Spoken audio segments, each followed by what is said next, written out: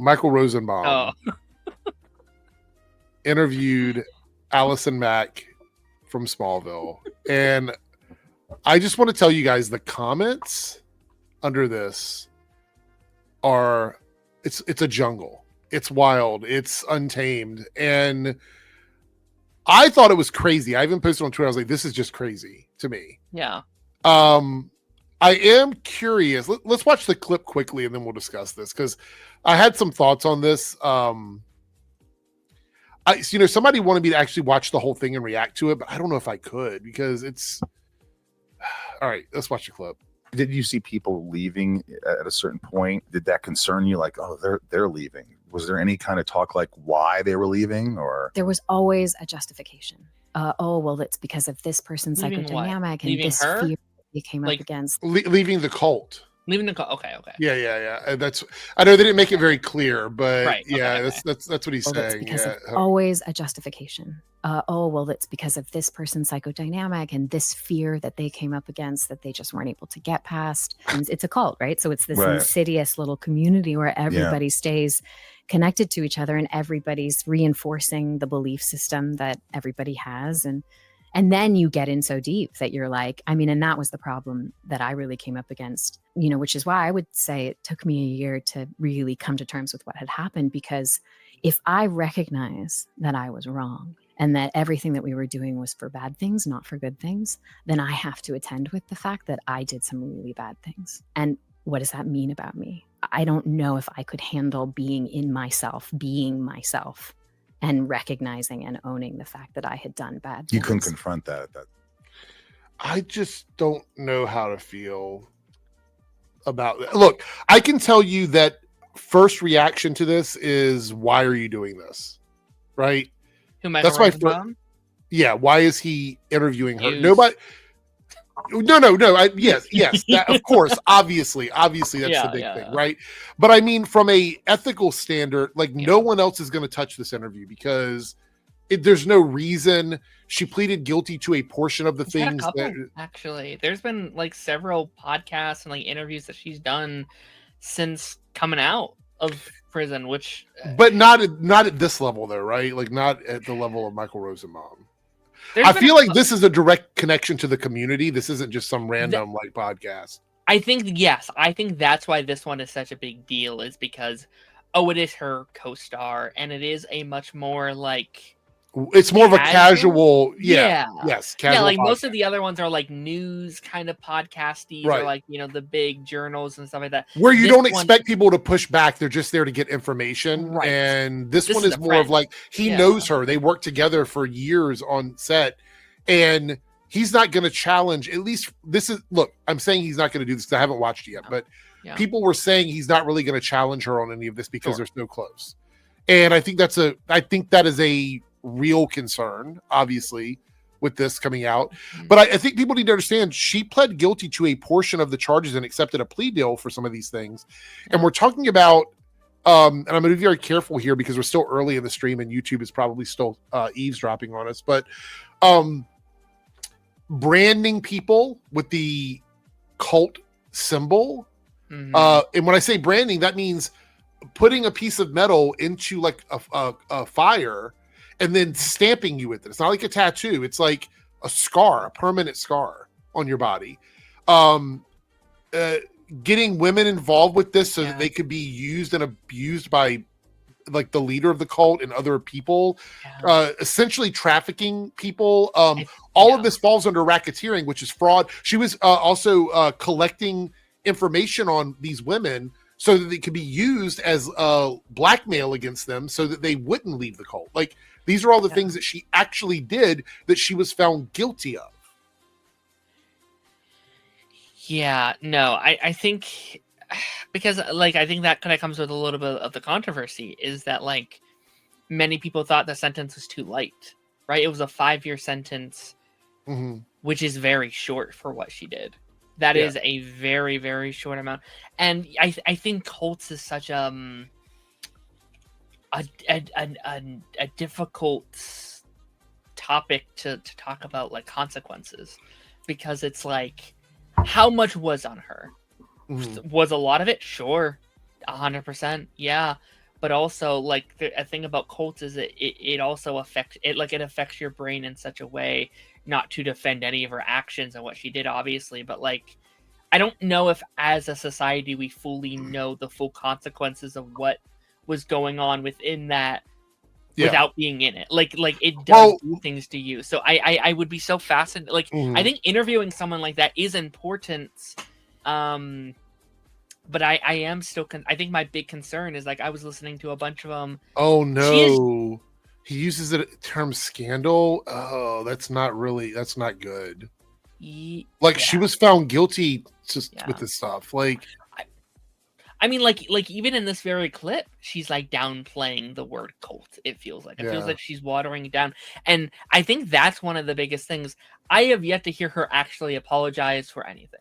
Right. She kind of jumps around the word of being like there's a clip, maybe I can find it, but like there's a clip of her being like, I forget what it is. Hold on, let me find it really quickly. Yeah, I want to point out also while you're looking for that. I don't want to speak out of turn. There are articles that have framed her as just a victim, and yes, people in cults can be victims, but also be involved in the process of like abusing people. So it's a weird framing. Let me explain to you. Like as I'm sitting here thinking about this, if you want to do a documentary on this and include her story in a documentary where you can tell the story in a way that gives all sides, like talk to her, talk to any of the victims that might want to speak out about this, and make it into a documentary so that we get the whole thing.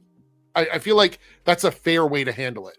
When you're doing a podcast where it's a one-on-one conversation with her, there's no one to push back for any of the downplaying of what she's doing. And it also feels like in this instance that she's looking for some sort of like reintegration into the fandom. Like validation. Yeah, she wants people to sort of feel bad for her. Look, you can certainly sympathize with the situation, you know what I mean? But you don't, I don't think this is one of those things where it's okay to just let her back in.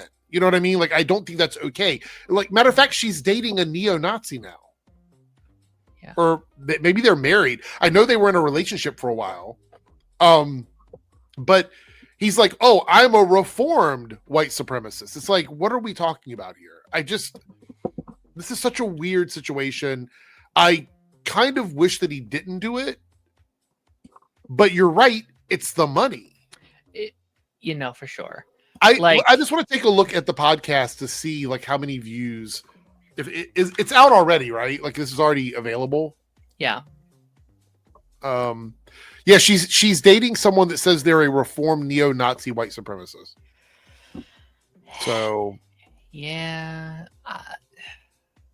Is she currently dating the person? Let me double check Staggerboard. I just want to make sure. Jake has arrived. What's up? Right into the controversy, I see. Yeah. Talk about your favorite guy, Jake.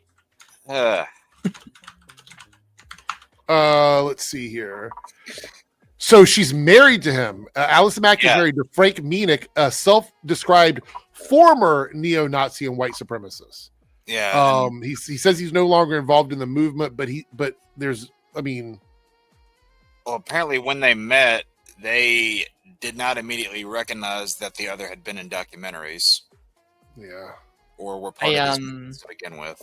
I shared a video down there. Okay, let me remove this here.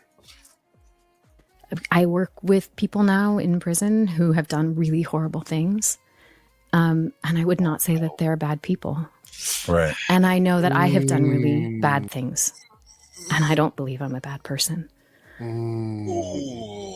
I think that's the big one. I think that is that's like I saw that posted in like one of our discords, and I was like, that I feel like that's the opposite of what you should be doing. Like if you're trying to be like reintegrated into society, the argument still stands if you should or should not, right? That's a much deeper conversation I feel like I want to get into right now. But like your first thing should be like, oh no, what I did was fun. Like what I was getting into was fun. Right. And all right. When your first public appearance is dodging accountability, that's not a good thing. Yeah. No. I want to go I want to go through everything that she went to prison for. Chat, trigger warning. I'm going to try and be as careful about this as possible when I speak on these things. But you have to understand what she did. It's crazy to me. Yeah. It's crazy to me the casual nature of the podcast that's happening, right? Yeah. So here's what she actually went to jail for. First of all, she was the top female deputy in the cult with Keith Raniere, and she was basically the second in command to a subgroup called the Dominus. I'm laughing because this is so strange. Dominus Obsequious Sororium, or DOS. Are you saying a magic spell there? What's going on? I guess, yeah. So it was a fake group, a fake women's empowerment group that recruited vulnerable women.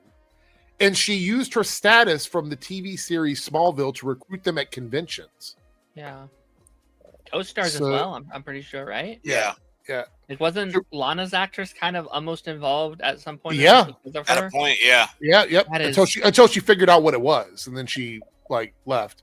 Yeah. Okay, so it goes downhill from there. What's up, Ronan? So she's smarter than her character. What's up, y'all? You came in right in the middle of the controversy, right? It gets worse than that. They participated in forced labor, which means making people work. Yeah. Sexual exploitation, essentially turning all of these women into slaves for Keith Raniere. They had to provide incriminating and humiliating things to Allison to be used for blackmail. Branding and abuse. The branding thing happened, obviously physical abuse. She pled guilty in 2018. So yeah. Bob has arrived. Hello. Hello. Why is everybody's jumping in early on this topic? That's funny. It's crazy, yeah. But I don't even know what topic we're on. I just got back from the movie. Okay. Well, yeah, we're talking about Allison Mack from Smallville and appearing on Michael Rosenbaum's podcast. So yeah. What's even funny, or not funny? It's obviously not a funny situation, but on Talkville, his other podcasts, him and Tom Welling talk shit about her all the time.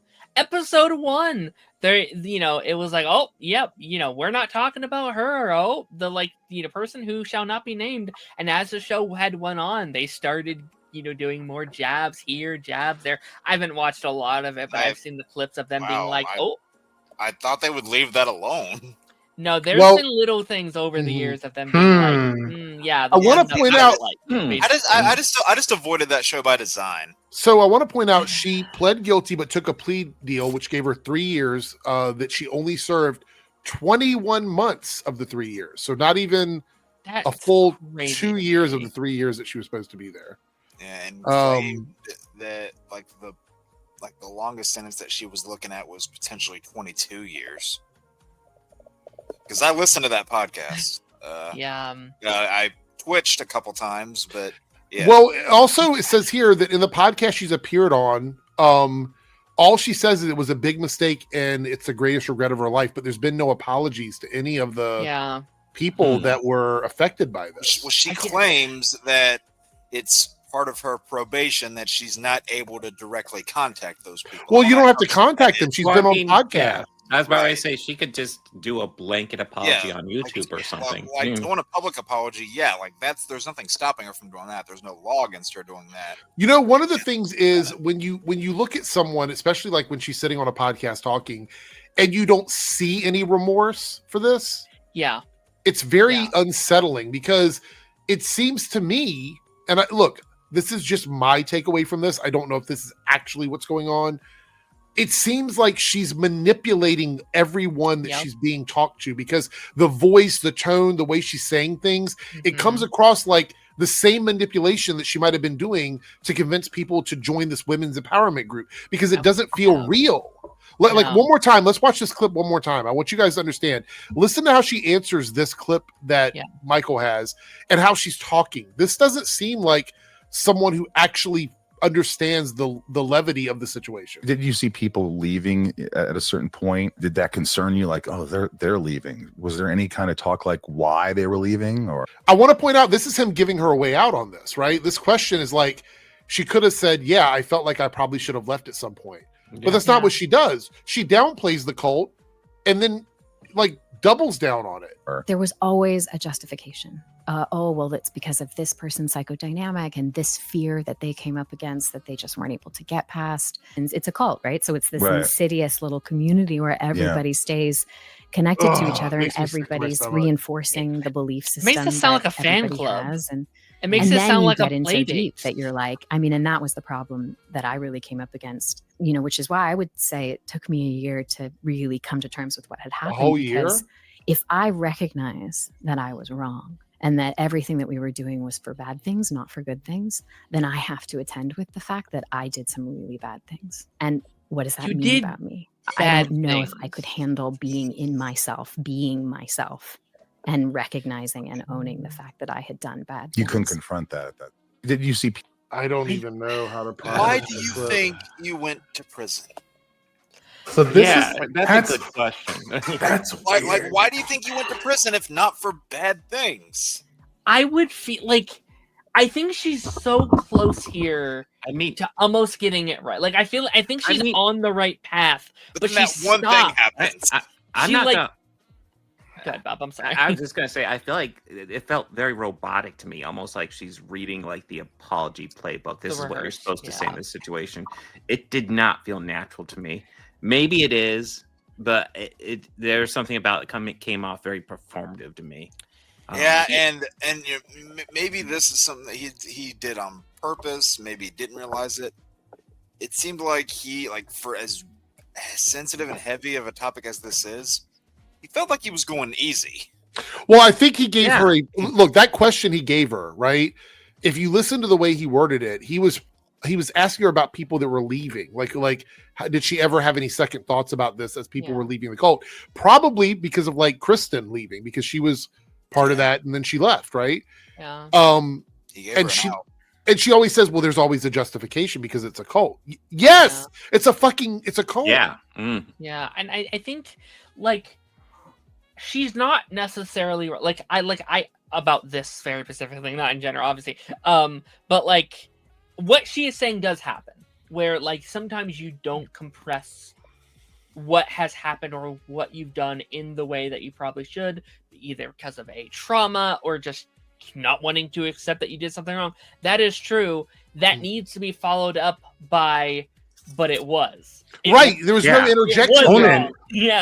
Look, I'm totally cool with podcasters giving people a little room to like explain, but I think as she was talking through that, where was the interjection to be like, but it was a bad thing? Yes, again, it's not that you had to come to grips that maybe it was a bad thing. It absolutely was a bad thing. Right, like that should not be left up to interpretation. Owning it, like owning that you fucked up, and like to me, and it's weird because like nowadays that has, again, I'm not trying to make it a gender thing, but that like when I say this, that has balls to be like you own that you fucked up, and now you're given a platform to like tell your story, and then apologize, and then that's how you start coming into people's limelight if they want to welcome back in, because it's been how many years since this happened? It was all I think 2018. Well, it started in 2012. But she was found or she went to court over it in 2018, I think. So this is 7 years ago. Yeah. Throughout the entire podcast. Sorry. Yeah. Sorry. And again, I'm not saying because all I know is that like she was part of Smallville and she was part of a sex cult. That's most of what I know, and I'm not imagining that there's worse crimes and whatnot. I'm not doing that, but the notion that like just own it, address it, and then maybe there is some fairness to having this podcast set. But like I told the other guys the other day, listen, I don't watch all the episodes of Inside of You with Michael Rosenbaum, but I've met the man in person. He seemed like a decent person. But I told the fellas a few days ago that like after these past few years, he's had two other characters, and I choose to call them characters, that I'm like, listen, unless you're really gonna be brutally honest, about what they're doing, saying, and acknowledging that you agree to disagree, there's validity of me like, okay, that's probably why he's giving these two other individuals platforms. But there's a threat. There's a thread now. There's a continuing. And again, it's his life, his show. He can do whatever he wants to it. But at one point when this happened, and again, because I don't know much of her backstory and all that stuff, I told the boys, I was like, what is he doing? I'm like, all right. So Ronan, one of those characters is in the intro to that podcast. Yeah. Biggest thing too, I'll just say this: throughout the entire time, it's like she's shying away from how involved in this she actually was. You're second in command. Go ahead, Bob. I mean, I was just gonna say, like, I thought, like, a while ago when Christian Bale was doing his apology, I thought that was way more believable, and he was apologizing for getting mad at somebody on the set of Terminator Salvation. That was it. He wasn't. And I thought that was a way more believable apology, way more encompassing apology than what I was seeing there from Allison Mack, who did something far more severe. I didn't know that. So Stagger Forces was a Lifetime movie about it. I didn't realize that. I didn't realize that either. There's a Lifetime movie, and then there's currently like a podcast series that's being recorded about it, where somebody else is like telling her story there that apparently goes into. How about we interview one of the victims who might not want to be shown, but interview them and let them tell you something off camera, and then you might present that or something like that instead of talking to her, because clearly she doesn't give a fuck. At least to me, it doesn't seem like she gives a fuck. I also want to point out before we move on, Michael Rosenbaum's podcast, one of the biggest episodes he had was David Tennant, and it was like 115,000 views on the video. As of right now, the Allison Mack video has 350,000 views on his channel. It is clearly, if not the most popular, but one of the most popular ones he's ever done. And this is why we're in a fucked up world, everyone. This is why we're in a fucked up situation. When you reward people for stuff like this, this is what we get. This is why we are. I don't want to, I feel like it sends the wrong signal. No, because I looked in the comments of that and people were saying, man, I have never clicked on something this fast in a while. It's like, like you were immediately drawn because you had to see. I mean, literally, this right now, I think, proves the point. Like, we've now had a 25-minute conversation about this.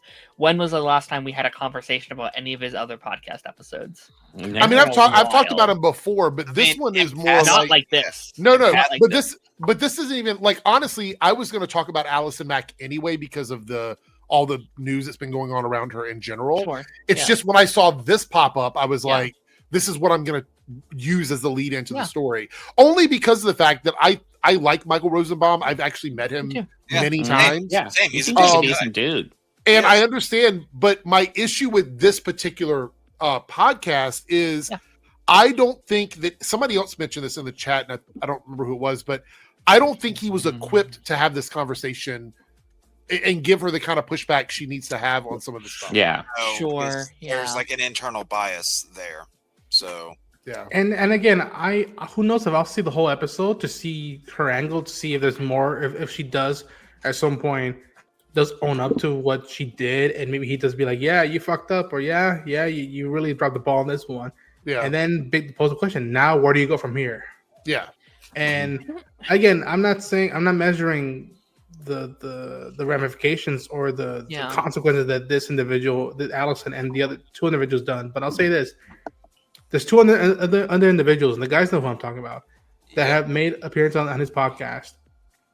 To be quite frank, I have no interest in seeing the whole episodes because their points of views, their behaviors in the world, I have far more like disagreement and like, let's just put it this way, their viewpoints and their stuff affects my livelihood more than hers, even though we shouldn't shy away and pull the punches but like not just turn the light off what the bad she's done and whatnot. Like that's the reason why, like, even those two, and again, it's ironic the characters they've played, and it just like I'm like, this one I'm at a point, maybe I'll watch the whole episode, but the other two, I'm like, I have no idea. I don't know. I don't even know if I can, to be honest. Just the clips that I've seen, I don't know if I'm emotionally prepared to listen to her spin this. But here's the deal: like 2 months from now, this won't be like nobody will think about this. It'll be like, oh, he did a podcast with Allison Mack or whatever. But I think right now going into this, if you're not pushing back, if you're not hearing more than one viewpoint, I don't think you're actually doing any good to the conversation.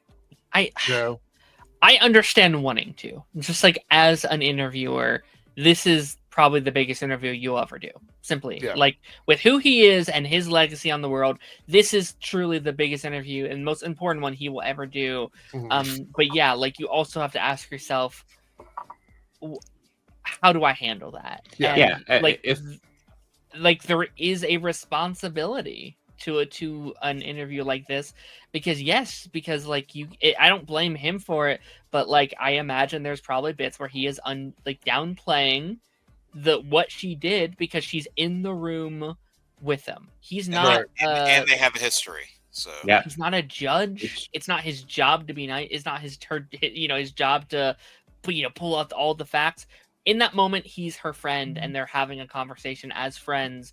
And like, if Ronan did this, I also probably wouldn't feel okay, having that conversation. Like, I'd be like, so why'd you do it, buddy? So what, but like that's just how it goes. But if it was like, so I think that's where the ethical line has been crossed for a lot of people, is because of that relationship. I mean, listen, but I hope friends will be brutally honest at points. I hope that some of my friends, if they see me fucking up, they go, dude, you're fucking up. Like, don't like maybe not smack me, but like, yo, get your shit together, dude. Like, I would hope that out of my friends.